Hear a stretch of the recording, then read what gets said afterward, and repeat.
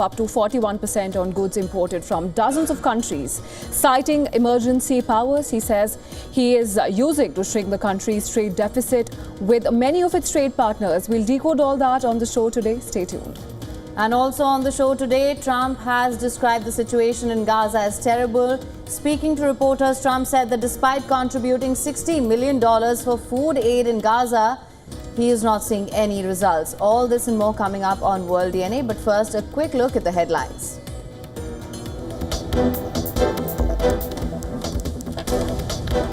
US President Donald Trump orders reimposition of tariffs on dozens of trading partners. However, White House says the measures will take effect in a week, not today, as previously expected.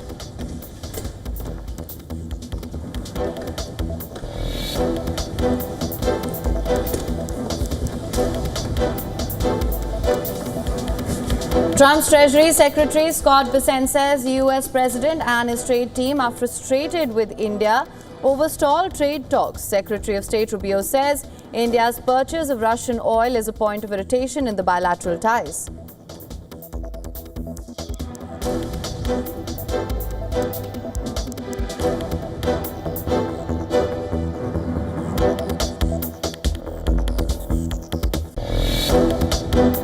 It's disgusting. This is Biden's war. It's not my war.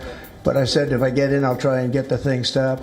But I think what Russia's doing is very sad. Donald Trump calls Russia's actions in Ukraine disgusting, indicates that new sanctions against Moscow are coming over its invasion of its neighbor.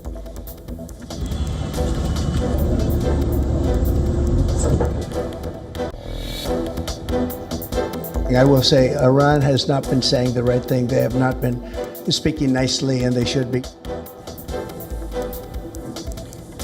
US President hits out at Iran, saying Tehran is acting very badly as the Islamic Republic adopts a tougher stance and sets new conditions for restarting nuclear talks with the Trump administration.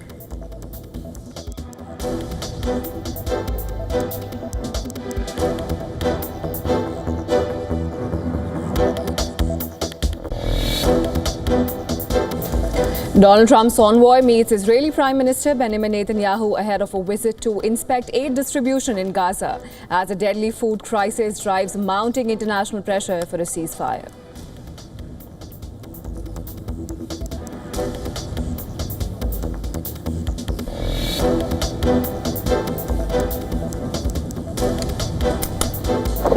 Israel says it carried out strikes on sites used by Hezbollah to manufacture and store missiles in Lebanon.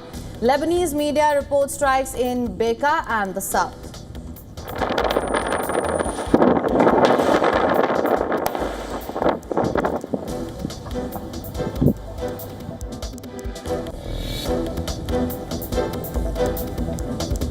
Myanmar's junta leader announces plans to hold general elections in both December and January, citing security concerns.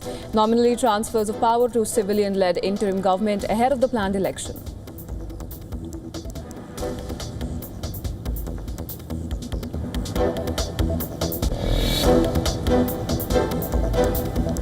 Apple beats forecast with $94 billion in revenue, driven by strong iPhone sales despite facing $1.1 billion in projected tariff costs this quarter. The company is ramping up production shifts to India and Vietnam to cushion the impact.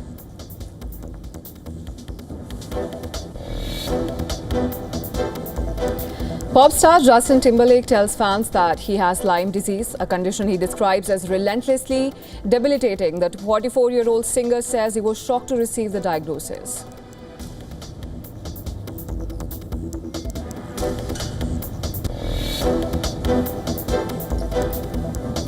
Karan Nair's fighting 50 helps India end day one of the fifth test on 204 for 6.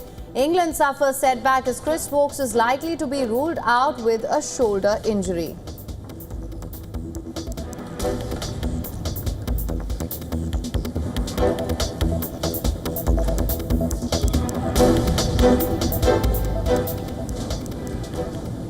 All right, and big news coming in. US President Donald Trump has signed an order imposing higher tariffs on dozens of countries in his latest bid to reshape global trade in favor of US businesses. However, in a minor reprieve, the White House did say that the measures will take effect in about a week's time, not today as was previously expected. Well, the duties ranged as high as 41% on Syria and also included 30% on South Africa, 25% on India, 20% for Taiwan. Well, separately, the White House announced that Canadian imports will face tariffs of 35% and not the current 25%. Now, Mexico will continue to face 25% tariffs for the next 90 days. The decision to keep the rate steady was taken after Trump's call with his Mexican counterpart, Claudia Sheinbaum. An exemption from Canadian and Mexican goods entering the country under North American Trade Pact also remained in place. Now, the Trump administration has said the universal tariff will remain at 10%, the same level that was implemented on April 2nd for the countries that U.S. has a trade surplus with, which is most of them. Now, nations with which the U.S. has a trade deficit face a 15% floor. So far, Washington had announced pacts with Britain, Vietnam, Japan, Indonesia, the Philippines, South Korea and the European Union, but details of those agreements have remained vague. In a statement on Thursday, Trump said that some countries have agreed to or are on the verge of agreeing to meaningful trade and security commitments with the U.S., while others either did not engage in negotiations with the U.S. or have offered terms that, in his judgment, do not sufficiently address imbalances in their trade relationship or have failed to align sufficiently with the U.S. on economic and national security matters. The latest salvo came amid legal challenges against Trump's use of emergency economic powers. The U.S. Court of Appeals for the Federal Circuit on Thursday heard arguments in cases brought against Trump's blanket tariffs targeting different countries as questions linger over the effectiveness of Trump's grand plans or even whether he will hold firm on his most dramatic threats.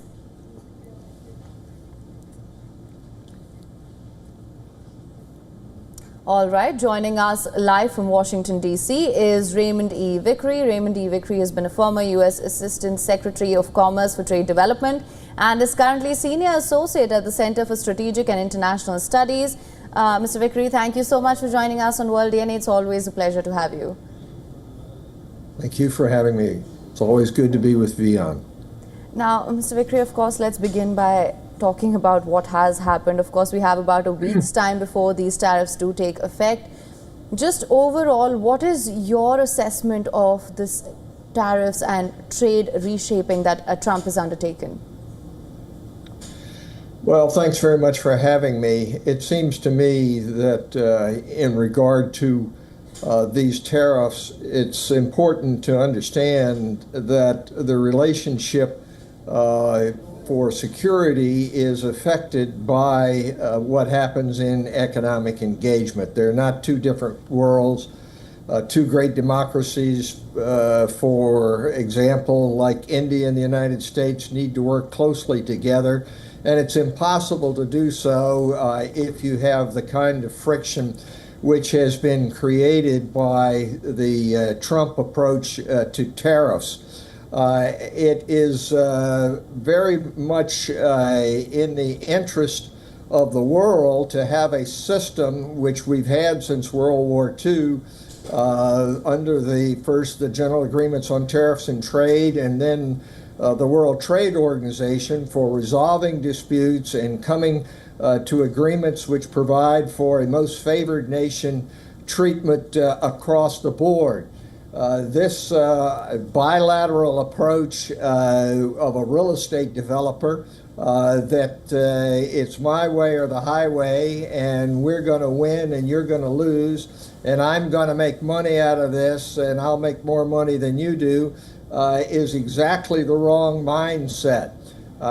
The so-called reciprocal tariffs are not reciprocal at all. What they are is an attempt at really self-aggrandizement by the President of the United States to force other nations into compliance with what his view of trade deficits is. He views trade deficits quite wrongly as some sort of profit and loss. And if you have a trade deficit, you're losing. If you have a trade surplus, you're winning. Any economist will tell you that is not right, that there are a variety of issues and factors which go into questions of trade deficit, and it's really a matter of domestic savings as much as anything.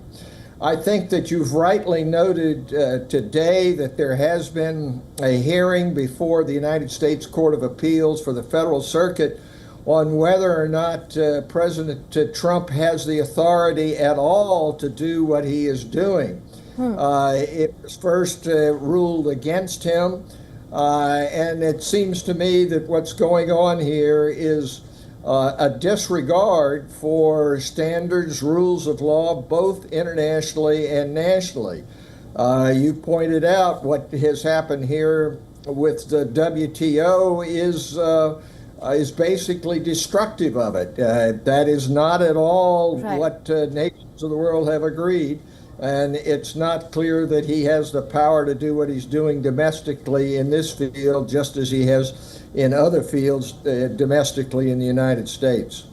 Right, Mr. Vickery, and as you've mentioned, it's also important to understand the intent here. Is it strictly falling in the purview of balancing the trade imbalances which are there, create a symmetry over there, or is there something else at play? And having said that, I'd like to get your opinion on what's happening with India and US, particularly with US Treasury Secretary Scott Bessent saying that the US President is quite frustrated with the negotiations, and then Secretary of State Marco Rubio coming in and saying that Russian oil also happens to be a major irritant. Now, what do you make of these latest developments? Well, I think that it shows the weakness of this approach to international trade. It can't be the case that you just go in and try to create a fortress America economically, that we don't need the rest of the world and we're gonna cut them off. Now, there are issues such as the Russian issue which ought to be addressed. There's no question that Russia, in my mind, has violated the UN Charter, non-aggression. This is an imperialistic approach which India has opposed imperialism from the very start. And India needs to think about what it's doing in regard to Russia. But that does not mean that you simply go in and on a unilateral basis say you do what I tell you to, or you're going to be cut off completely. I think that that there is very little understanding on the part of President Trump of the dynamics of security and economic relations in all of South Asia. You see that he's reached some sort of agreement, and of course on all these agreements, you can't really tell what the agreement is because they haven't been released and they're just frameworks. But what he's done with Pakistan and linking Pakistan with India is counterproductive and counter to what Republican and Democratic presidents all the way from Bill Clinton through George W. Bush, Obama, and even in the first administration of Trump have done. And it is not at all productive of long-term peace and prosperity, either for India, for the United States, or for the world. Absolutely, Mr. Vickery. Of course, it's interesting to say the least, but we'll have to track the situation closely and see how it actually develops. But for now, thank you so much for making time for us and sharing your perspective with us. Thank you.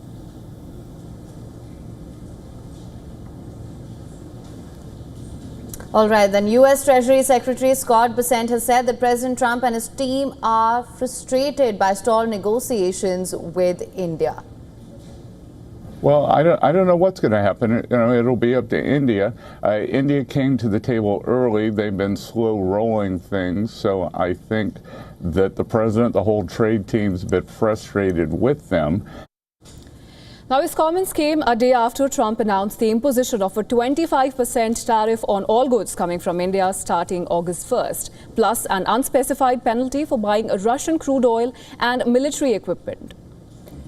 In an interview with CNBC, Treasury Secretary further said that the US believes India is exploiting global sanctions by positioning itself as a major purchaser of discounted Russian oil. And also, India's been a large buyer of sanctioned Russian oil that they then resell as refined products. So, they have not been a great global actor.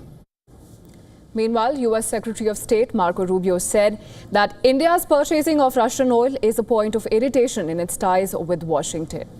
In an interview with Fox Radio, Rubio said that India is an ally and strategic partner of the United States and that in foreign policy, it is not possible to achieve full alignment at all times.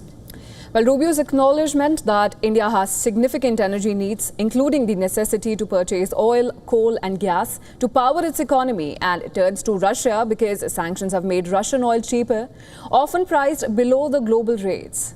Now, he further said, unfortunately, this supports Russia's war effort, making it a clear point of tension with India, though not the only one. Still, the United States continues to collaborate with New Delhi on many fronts.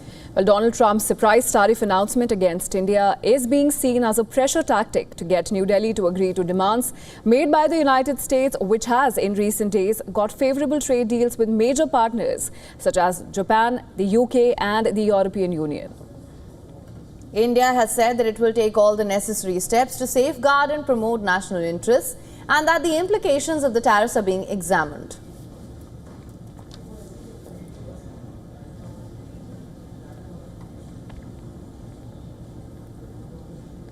All right, moving on, Donald Trump's imposition of a 25% tariff on India will reportedly do little to slow Apple's aggressive expansion in the country.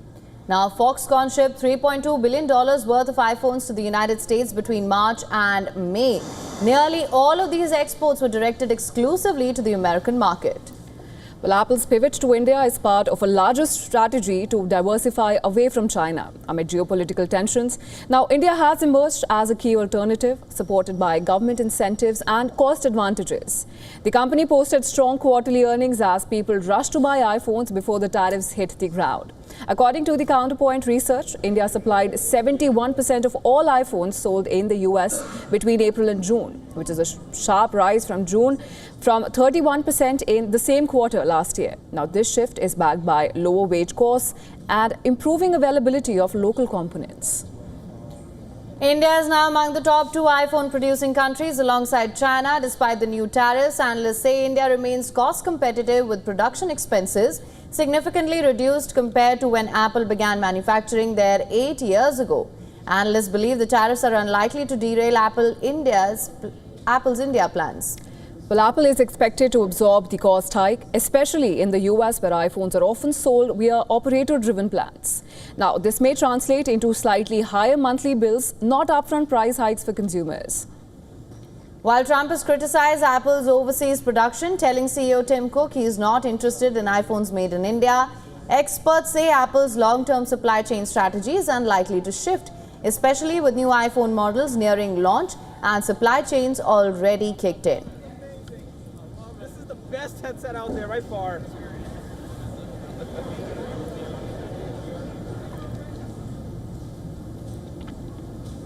And US President Donald Trump has described the situation in Gaza as terrible. Well, speaking to reporters, Trump said that despite contributing $60 million for food aid in Gaza, he sees no results. Oh, it's terrible what's occurring there, yeah. It's a terrible thing. People are very hungry. You know, the United States gave $60 million for food, and it's a shame because nobody, I don't see the results of it. And we gave it to people that in theory are watching over it fairly closely. We wanted Israel to watch over it. Part of the problem is Hamas is taking the money and they're taking the food. Trump has sent his special envoy Steve Witkoff to Israel to discuss the disintegrating humanitarian situation in Gaza and a possible ceasefire. Images released by Israeli government press office showed Witkoff and Netanyahu shaking hands and sitting in for the meeting. This is the first meeting between Witkoff and Netanyahu since both Israel and the US called their negotiations teams back home from Qatar about a week ago. Now, the meeting is taking place as Israel faces mounting international pressure over Gaza, with Canada, the latest Western power, to say that it will recognize a Palestinian state. Now, Trump expressed his displeasure with France, the United Kingdom and Canada, announcing their plans to recognize a Palestinian state in September, saying that doing so is equivalent to rewarding Hamas.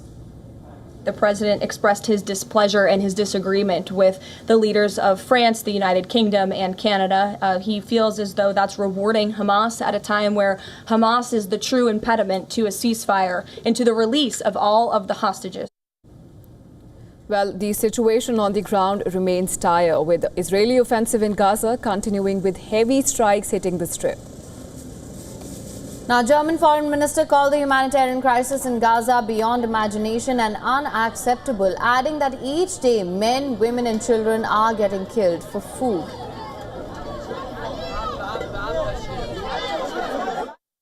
Im ganzen Gazastreifen leiden Menschen. The humanitarian disaster in Gaza is beyond imagination. People throughout the Gaza Strip are suffering from hunger. Every day, women, men and children are killed in their desperate search for food. This is a completely unacceptable situation that must change immediately. That is why I emphasized to my discussion partners today that we need a fundamental improvement of the situation for the people in the Gaza Strip. Für die Menschen im Gazastreifen. On Friday, Madrid will airdrop 12 tons of food over the Gaza Strip using Spanish Air Force planes that have arrived in Jordan. On the other hand, Slovenia has announced plans to ban all weapons trade with Israel over the war in Gaza, becoming the first European country to ban the import, export and the transit of weapons to and from Israel. Last year, its parliament passed a decree recognizing Palestinian statehood.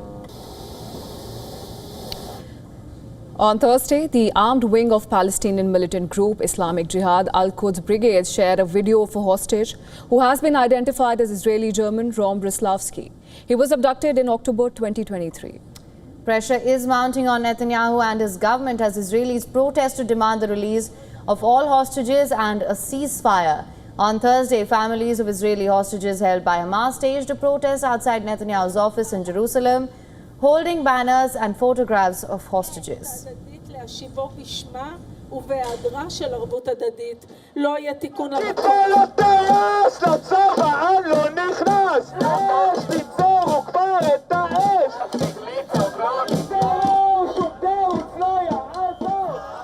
President Trump, Prime Minister Benjamin Netanyahu,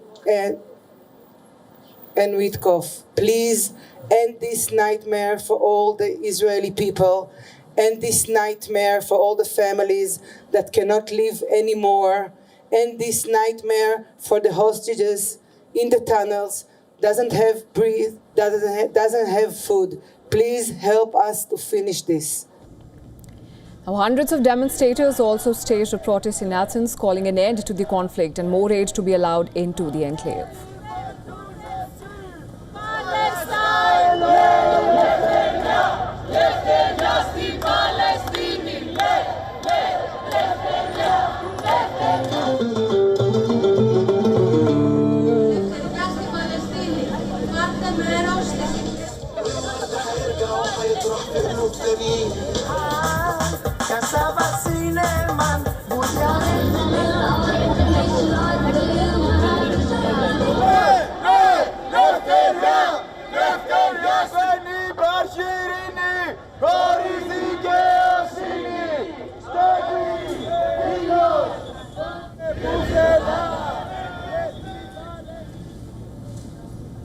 Now some news from Myanmar, where more than 4 years after a military coup plunged the country into political chaos and civil war, the ruling junta has announced plans to hold national elections this December.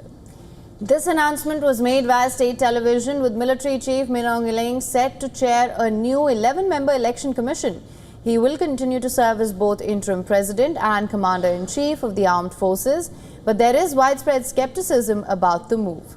The proposed election would be the first since the 2021 coup that saw the detention of Aung San Suu Kyi and other senior leaders of the democratically elected National League for Democracy.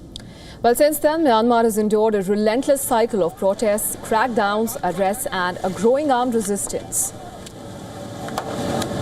More than 2 million people have been displaced, thousands killed as the military faces increasing pressure from ethnic insurgent groups. and pro-democracy forces, most notably the Bamar People's Liberation Army, which is now a key player in the ongoing conflict. Well, while the junta insists that the elections will strengthen democracy, critics and international observers say it's likely an attempt to legitimize military rule amid deepening unrest and international isolation. ASEAN and Western nations have continued to call for meaningful dialogue, the release of political prisoners, and an end to violence before any election can be seen as credible. As of now, no exact date has been announced, but a large question remains on everyone's mind. Can an election held under military rule bring about real change, or will it simply reinforce the status quo?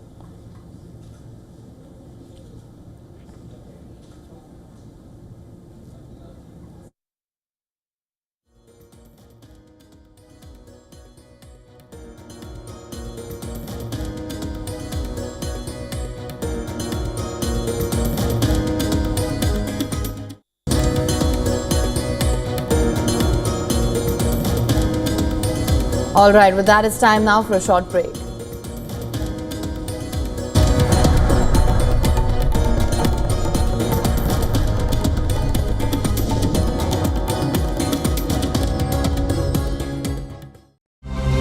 To bring the benefits of the Subhash Chandra Show to your educational institution, teachers and students, send an invitation to Juhi Jha at juhi@such.org.in. Emily Charlton, Andrea Sachs. Our shooting begins for The Devil Wears Prada 2. Find out all about Anne Hathaway's upcoming project. Decode pop icon Taylor Swift's craze. And explore the South Asian trends taking over the world. All this and much more with me, Diksha Bisla, on WION at these times. From the bustling trading floors of Wall Street to the vibrant exchanges of Asian stock markets, WION breaks it down for you to make sense of what's happening, as we reveal the key factors behind events, strategic battles, and the game-changing business decisions that shape the world. We bring you all of this and more on World Business Watch.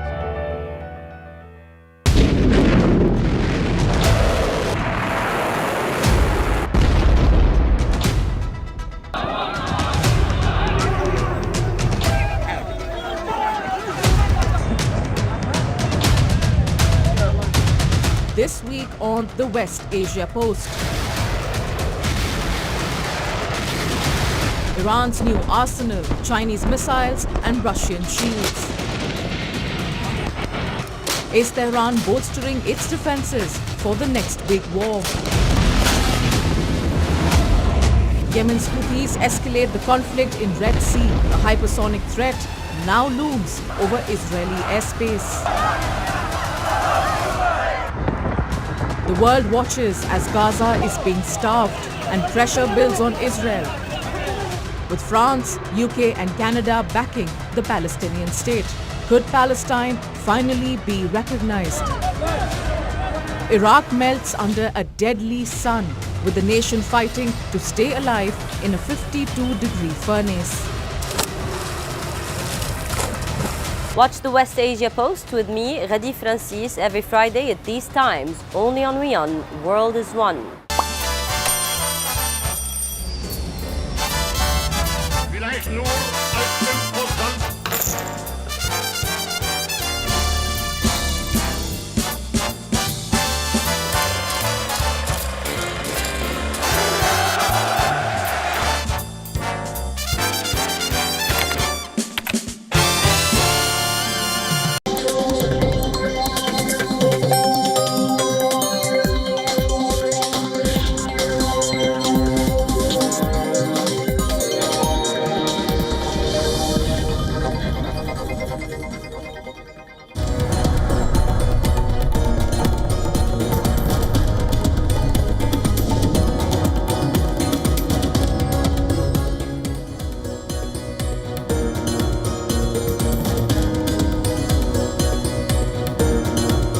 Welcome back to World DNA. Thank you so much for staying with us. Lots lined up for you on this side of the show as well. Let's get started with the headlines first.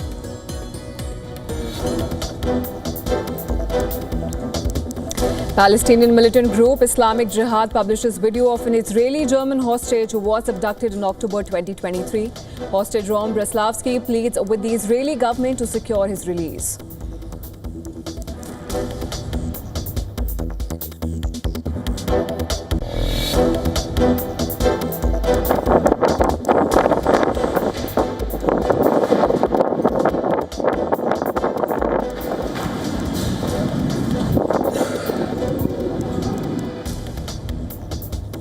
Israel says it carried out strikes on sites used by Hezbollah to manufacture and store missiles in Lebanon. Lebanese media report strikes in the Bekaa and the south.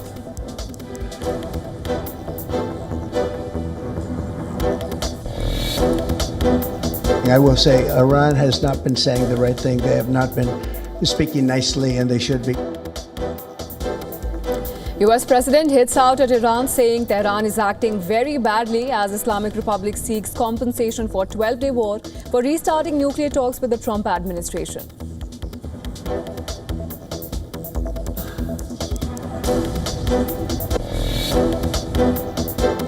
It's disgusting. This is Biden's war. It's not my war. But I said if I get in, I'll try and get the thing stopped. But I think what Russia's doing is very sad. Donald Trump calls Russia's actions in Ukraine disgusting, indicates new sanctions against Moscow are coming over its invasion of its neighbor.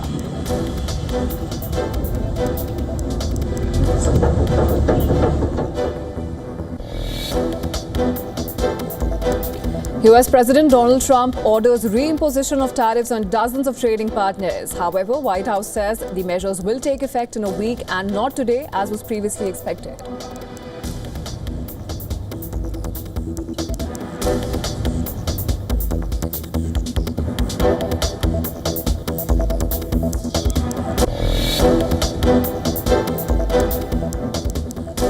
Trump's Treasury Secretary Scott Bessent says US President and his trade team are frustrated with India over stalled trade talks. Secretary of State Rubio says India's purchase of Russian oil is a point of irritation in bilateral ties.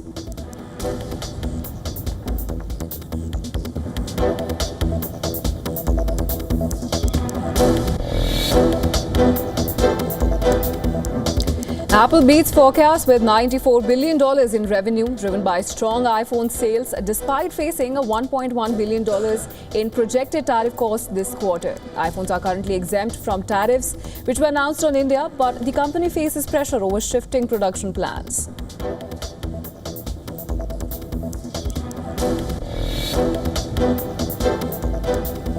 Reigning world champion Max Verstappen confirms that he will remain with Red Bull for the 2026 season, ending months of speculation that he could join Mercedes.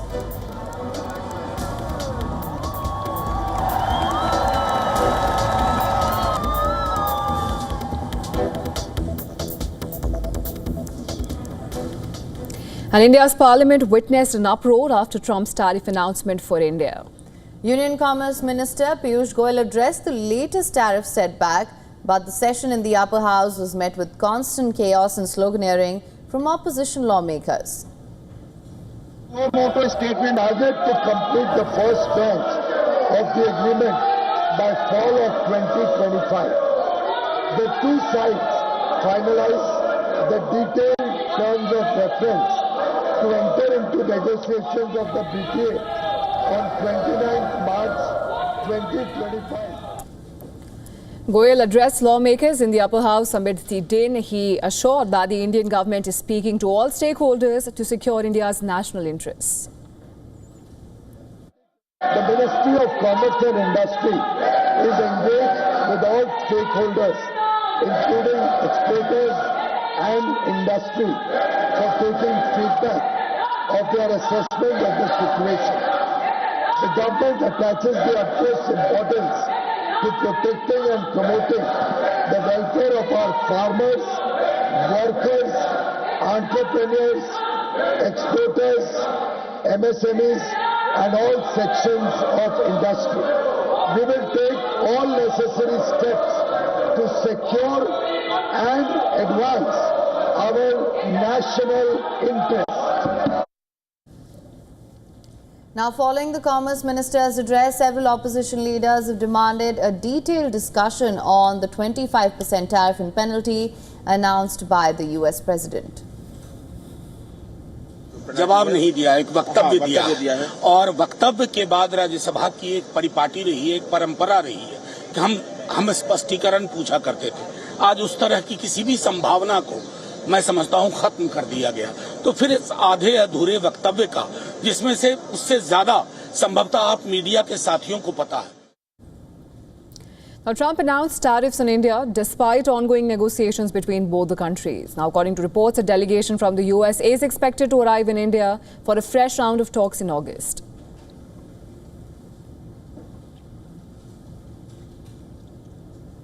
And a Bangladeshi model actress has been arrested in India's Kolkata for allegedly possessing Indian identity documents including Aadhaar and voter ID cards. Well, these documents were recovered from her rented flat in Bikramgarh.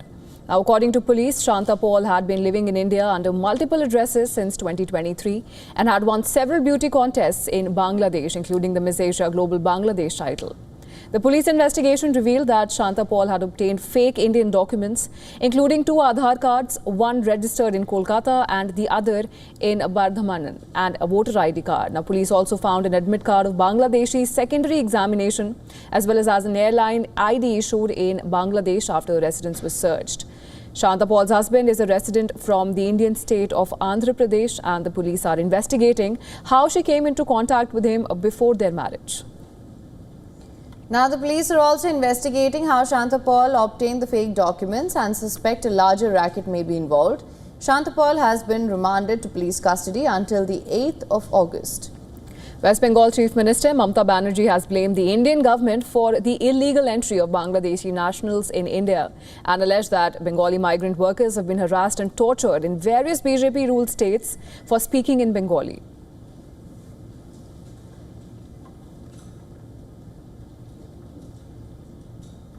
And in a fresh development, Israel has announced that it has targeted several sites in Lebanon said to be used by Hezbollah for manufacturing and storing missiles.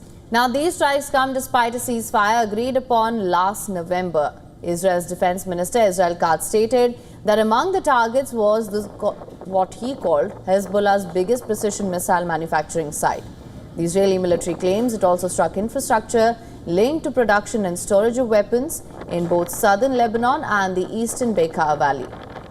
Katz issued a warning saying any attempt by the terrorist organization to recover, re-establish or threaten will be met with relentless intensity.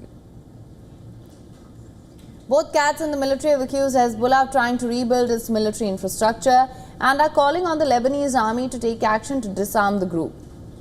According to the Israeli military, Hezbollah's attempts to rehabilitate are a direct violation of previously established understanding between Israel and Lebanon. Now, in a related development, Lebanese President Joseph Aoun has reiterated that the country's commitment to disarm Hezbollah, this as Lebanon faces strong pressure from the United States.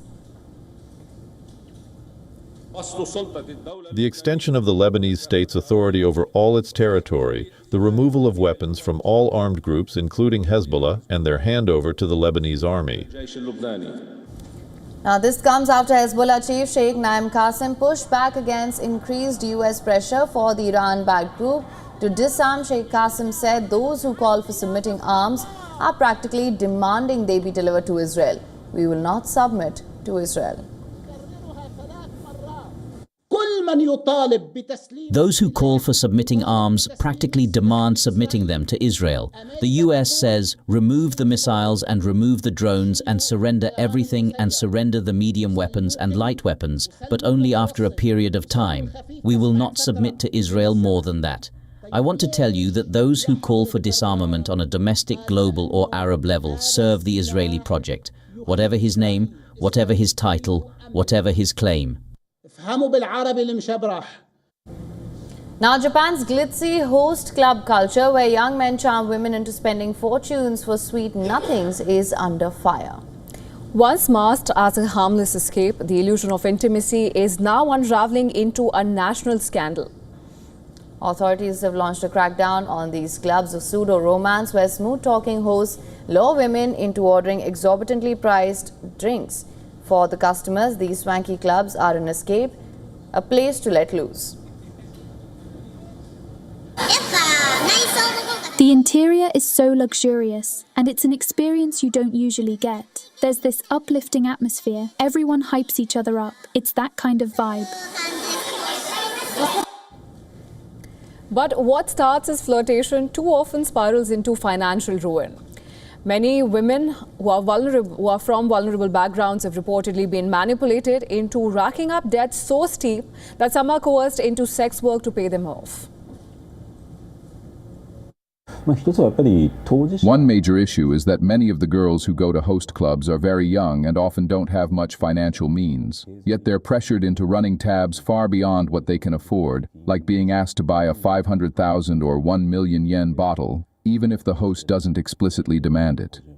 Even subtle remarks can create that pressure. Now, the crackdown follows the introduction of a new law in June banning any form of emotional manipulation that drives women to overspend. It strikes at the core of the host club business model, where romance is scripted, intimacy is transactional, and love is just a lie wrapped in velvet and vodka. The owners of this club aren't happy, obviously. Honestly, I think the industry is heading toward decline. Girls might not change much. Some might even find it easier to come now that the pressure's off. So that customer base could expand. But if there are fewer boys, naturally fewer girls will come. Well, Japanese authorities are now actively enforcing these regulations, seeking to ensure fair practices and prevent financial exploitation.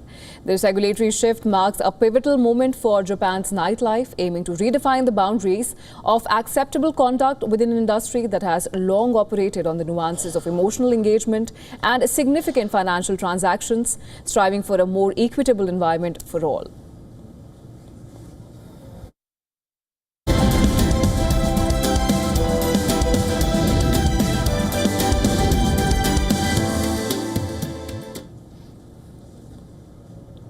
US President Donald Trump has launched a sweeping round of tariffs, escalating trade tensions with multiple countries.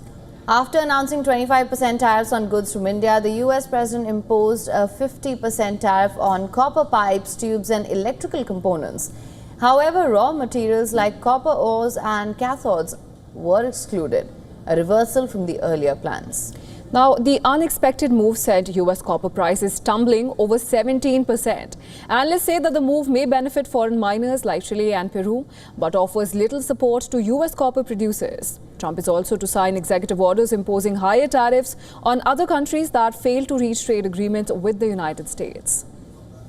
Brazil also faced a blow as Trump imposed 50% tariffs on most Brazilian goods, citing political concerns. However, the White House exempted major sectors including aircraft, energy and orange juice, easing fears in Brazil. Meanwhile, South Korea avoided a full 25% tariff after agreeing to a $350 billion investment package in the US. Now, this includes $150 billion in a new shipbuilding deal dubbed Make America Shipbuilding Great Again. Separately, Trump extended the trade deal with Mexico by 90 days. Mexico will continue to face 25% tariff on cars and fentanyl, 50% tariffs on steel, aluminum and copper. Now, the US has also suspended the de minimis exemption for low-value imports under $800. Starting August 29th, such packages entering outside the postal system will be subject to full US import duties. Packages sent through the International Postal Network will face either an ad valorem duty based on origin or a specific tariff depending on the country's effective tariff rate. The move primarily targets shipments from China and Hong Kong, but will impact e-commerce and global retailers across the board. A full repeal of the legal basis for this exemption is scheduled for the 1st of July 2027 under a tax and spending bill already signed. The sweeping actions mark a dramatic turn in the US trade policy, signaling Trump's renewed push to reshape global trade on his terms.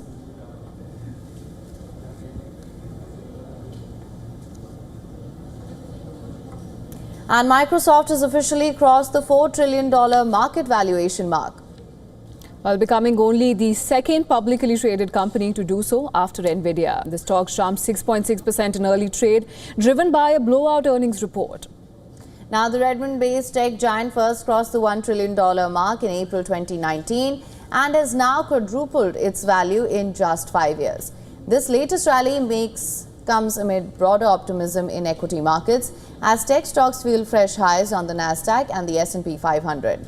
Well, the company is now forecasting a record $30 billion in capital expenditure for the current quarter, its highest ever for a single quarter as it races to meet soaring demand for artificial intelligence.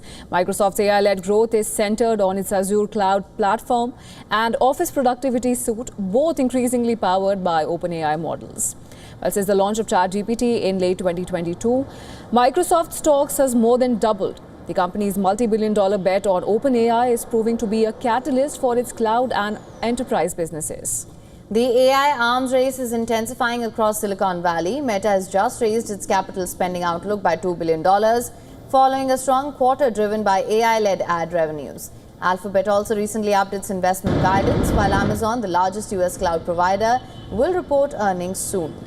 Now, despite global trade tensions and concerns over US tariffs, Microsoft's latest earnings indicate no slowdown in spending or enterprise demand.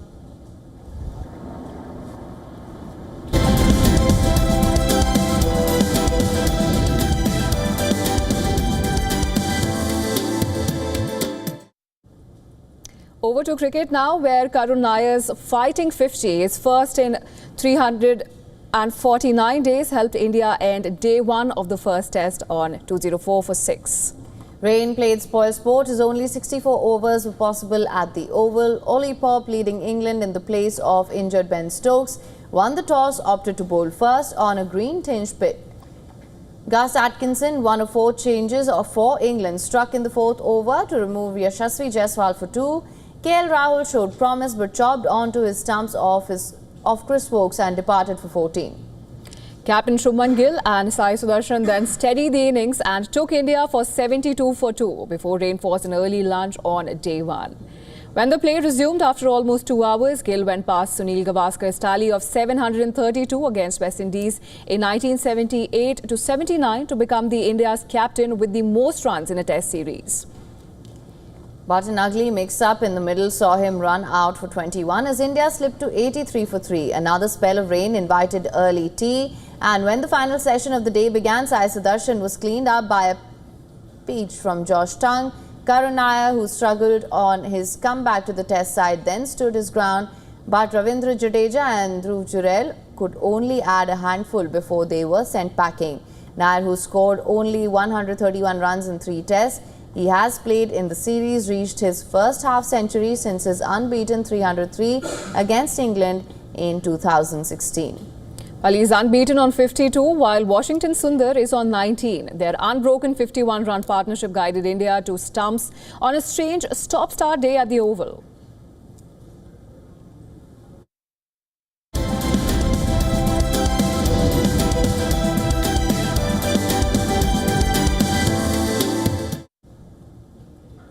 Now, hit Netflix series Wednesday returns to screens nearly 3 years after the show launched in November 2022. Well, season 2 of the dark fantasy series received a gothic global premiere at London's Westminster, with its cast and creators walking a purple carpet. More about the event in our next story. Take a look.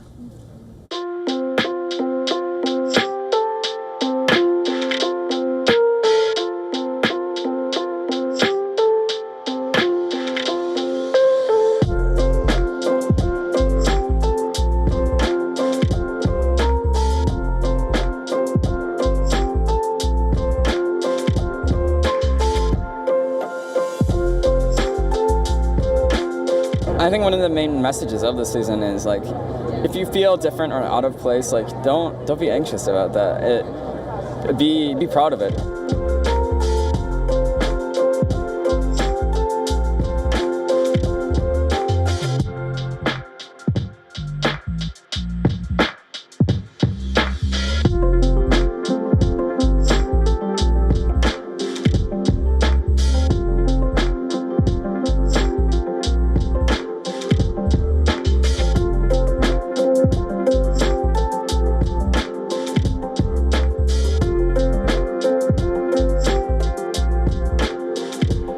that's when I first read it. I felt like that's why I wanted to do the show, because I felt like her. I agree with everything she says about family and school and psychiatry and society. So I felt very connected to her.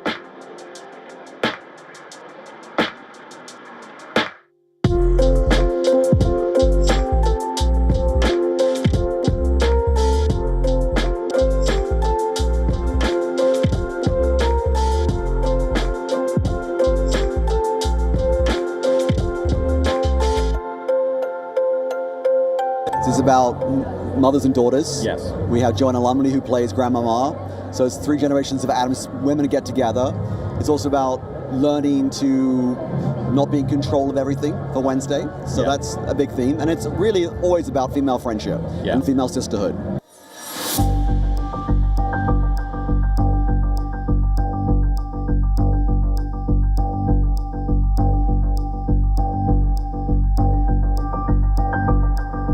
They were so secretive about like her on set, like Lady Gaga. Who's Lady Gaga? It was more like a rumor that she was on set. So I didn't even know what she was doing on set. I just know she was there.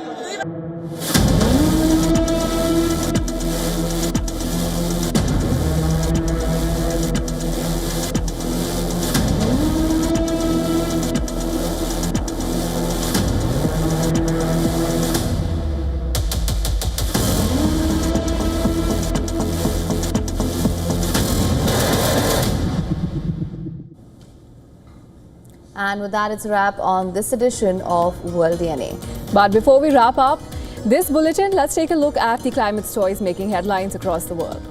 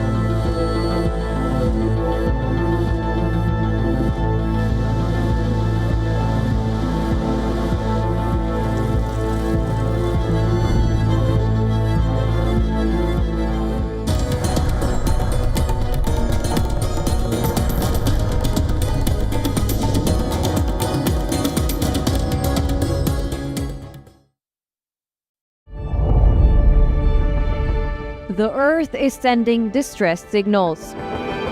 Wildfires, droughts, and melting glaciers. Can we reverse the damage?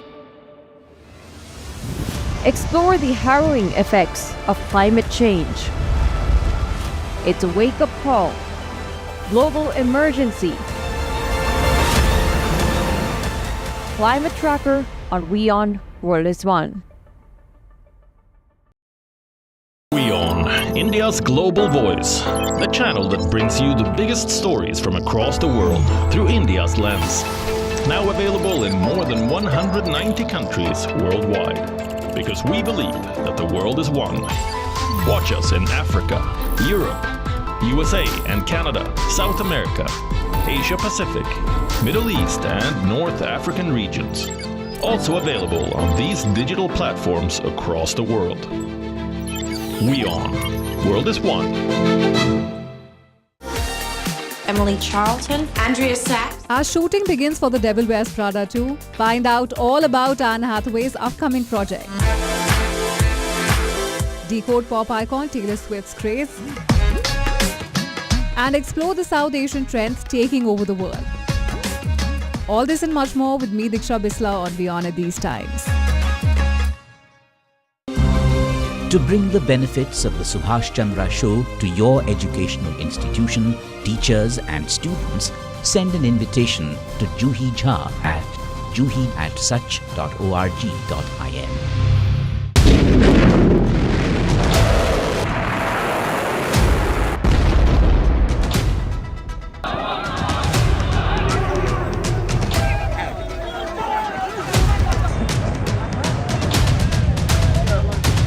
This week on the West Asia Post. Iran's new arsenal, Chinese missiles and Russian shields.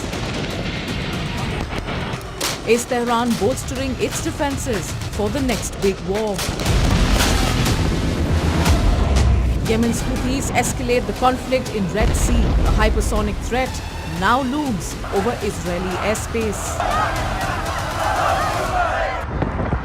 The world watches as Gaza is being starved and pressure builds on Israel, with France, UK and Canada backing the Palestinian state. Could Palestine finally be recognized? Iraq melts under a deadly sun, with the nation fighting to stay alive in a 52-degree furnace. Watch the West Asia Post with me, Radi Francis, every Friday at these times, only on WION, World is One.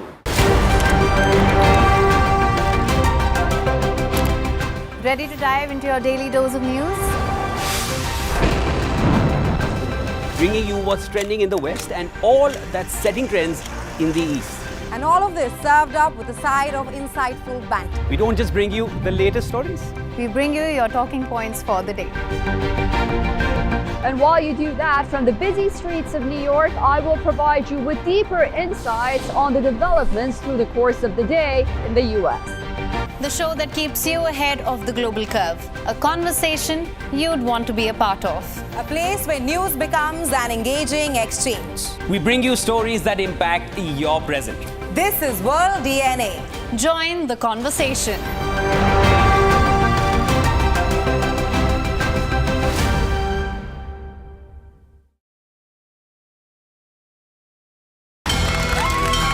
From the bustling trading floors of Wall Street to the vibrant exchanges of Asian stock markets, WION breaks it down for you to make sense of what's happening, as we reveal the key factors behind events, strategic battles, and the game-changing business decisions that shape the world.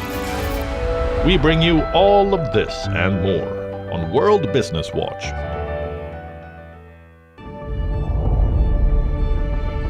The Earth is sending distress signals. Wildfires, droughts, and melting glaciers. Can we reverse the damage? Explore the harrowing effects of climate change. It's a wake-up call. Global emergency. Climate Tracker on WION World is One.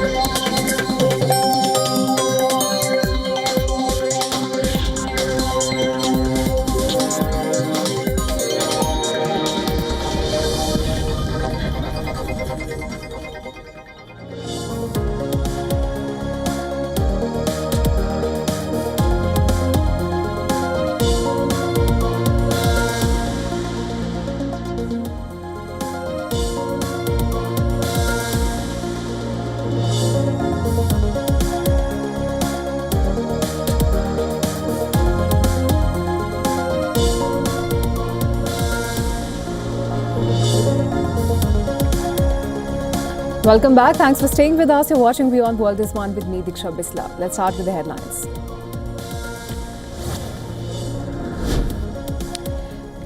Syria's Justice Ministry announces formation of a committee to probe deadly